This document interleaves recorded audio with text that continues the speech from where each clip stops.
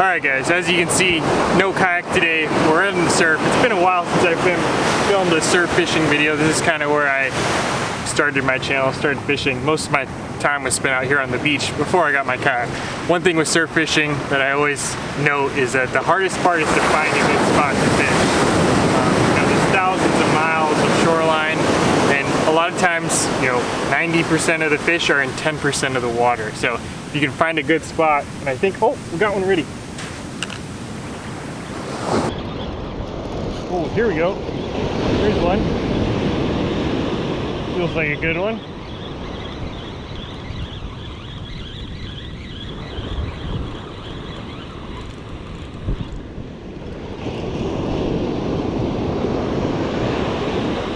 Feels like a good one.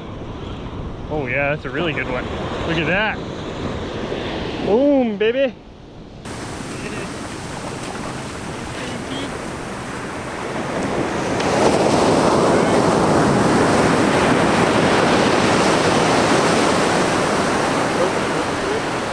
Alright guys, there we go. There's a nice little, probably like 14 or 15 inches, I guess. Nice, probably about 1.5 pounds, something like that, maybe 1.75 pounds. Really nice surf perch, really nice eating, and it's the first one I've caught in a long time, so it's good to be back. We're gonna take this one home to the frying pan, and we're gonna put our line back in and see if we can get another one. Alright, let's get our line back in. So oftentimes with surf perch, where there's one, there's a big school of them. They're schooling fish. So the hardest part for me, for most people when they're fishing the surf, is finding the school of surf perch. But once you find them, a lot of times you can find a bunch of them. So I'm gonna see if I can get a few more in here.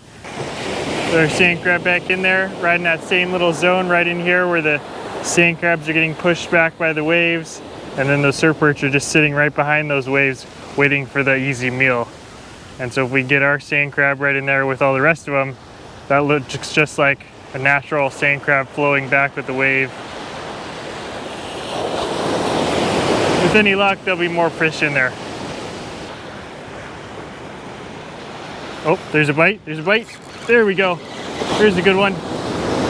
There's a good one. Like I was saying, it hasn't even been like 2 minutes since my last fish, but oftentimes when you find the school, there's quite a few of them in there. This one's a little bit smaller than the last one, but still a good fish.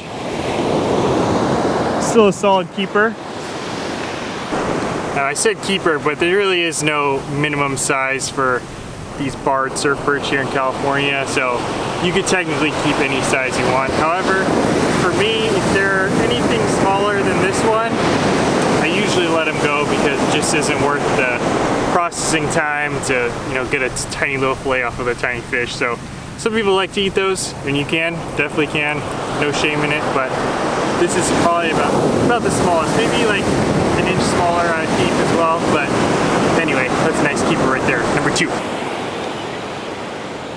So what I was saying before got interrupted by those first couple of fish is a lot of times these fish, like I said, 90% of the fish are in 10% of the water. It's just a saying that people have, but it's kind of true for surf fishing. So what I found here is it's not like a big hole. Sometimes when you're fishing the beach, you can find like really defined holes, sandbars. But this particular spot that I'm fishing is not like that. It's kind of just like a uniform beach all up and down. But what there is right here, and I'll show you the drone footage, is there's like a little bit of a rip on this side, like a little flatter area, and then a little bit of a flatter area on that side. So both sides are a little bit flat, and then right in the middle where I'm fishing is a little hole. It's not like a big hole. It's probably no more than a foot difference in depth than either side here. But that kind of thing where there's not that much, change in topography of the water, that little change in depth can make a big difference. So that's where I caught those last 2 fish in there, and I'm gonna go ahead and keep fishing here for a little while. Unless it dries up, this is where I think I'm gonna concentrate most of my time right here. And I don't have a lot of time. I was gonna say this in the beginning, but I didn't get to because the fish just started biting so quickly. I only have about 2 hours out here, so to maximize my time here, cast it right in here, see if I can get a few more perch.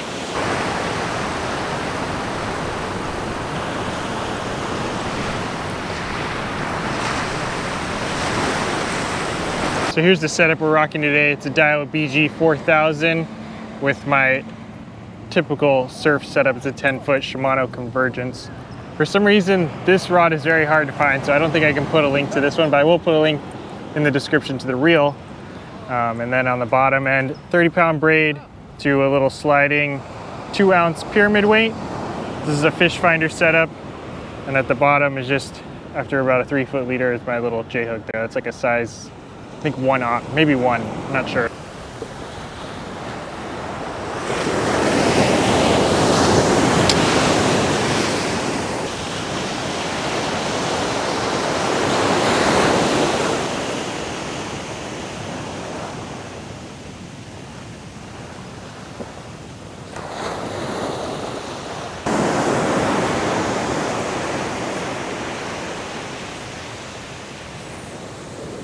Alright guys, so the nice thing about this setup is you can see this little sliding sinker that I use. It's got a clip, so if I want to, I can switch out the weights periodically. I can use, you know, heavier pyramid weight. I can switch to a little teardrop weight. So now I'm going to switch to this because I'm going to do a little more casting and moving. So these kind of weights, the teardrop, I like to use if I'm doing more casting and retrieving because it flows through the water a lot easier. The pyramid weights, this style, I'll use this one if I'm gonna do more casting and sitting. Just, I want my bait to stay in one place. These, the way they're designed, they hold the bottom a lot better. This one will roll around with the current if you just leave it out there. So that's why this one, I'll use if I'm doing more casting or retrieving. So that's what I'm gonna do right now. Put this on here. Still the same setup, still got the sand crab as bait. We'll see if we can find another perch in here. Oh, I forgot to mention the reason why I'm doing a little more casting retrieve is I'm gonna move around a little bit. Since I caught those first two, I haven't really seen much else action in here, so I'm gonna do a little mobile casting here. With the sand crab, I'm not like totally mobile because I can still just let it sit there. If I find a good spot and I think there might be a fish in there, I can let it sit. Even with that round teardrop sinker, it'll roll around a little bit. It's not too bad because I'm in pretty calm water right here. It's not going to hold bottom as well as the pyramid sinker, but this way I can cast and retrieve. If I want to move it a little bit, I can do that.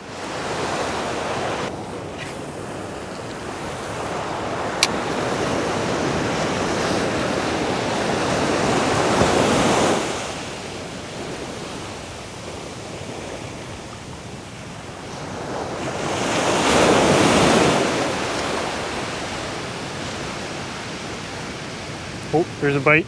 Oh yeah, that's a good one. That feels like a good one. Oh yeah. Pull a little drag. Yeah, there we go. Finally. Oh yeah, it feels like a good one. Come on. So you never want to pull against the wave, especially with a bigger fish. But if you use the wave to your advantage, no problem getting them up on the sand, even with light tackle. That's a good one. Fish number 3, another quality one. Probably just as big as the first one, if not a little bit bigger. Again on the sand crab, that's another like 14-incher, so quality fish. These are really, really good eating. A lot of people, I don't know, they say that they're mushy, they're not worth the time, but in my opinion, this is the best surf eating fish, maybe other than halibut. Halibut's pretty good too, but definitely I prefer this over the striped bass. And if you cook it right, really, really good white meat fish. Wish I could show you, but inside the mouth, you're probably not going to be able to see it, but in the back of the mouth, back in there where my finger is, they have these big, like, they're almost like rocks, and one on the top and one on the bottom of their throat. And when they eat the sand crabs, you know, they have really hard shells, so when they eat the sand crabs, they swallow them in there and crush them up with that, like, crusher plate almost. That's how they're able to digest those big sand crabs. Because when you see their mouth's not that big, they have some, like, weak teeth. Nothing like a lingcod, or, you know, it's not going to hurt you if you stick your finger in there. But those crushers in the back, if you stick your finger in there, ouch, like that, they really bite down, not bite down, but just smash you with those crushers. But anyway, it's a good looking fish right there. number 3.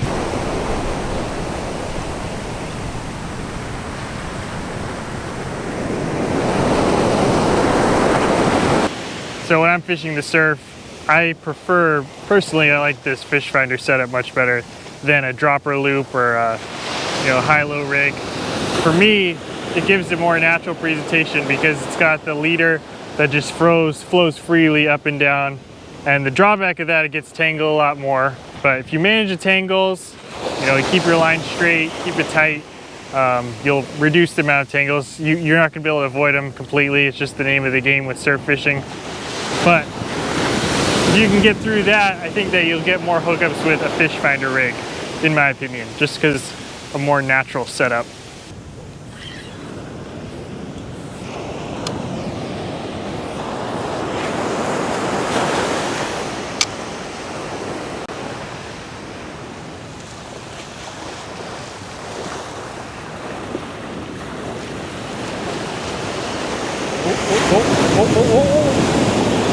There we go. There's another one.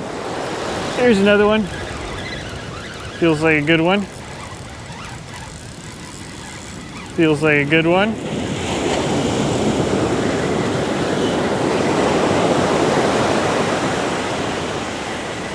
Yeah, that's another nice one.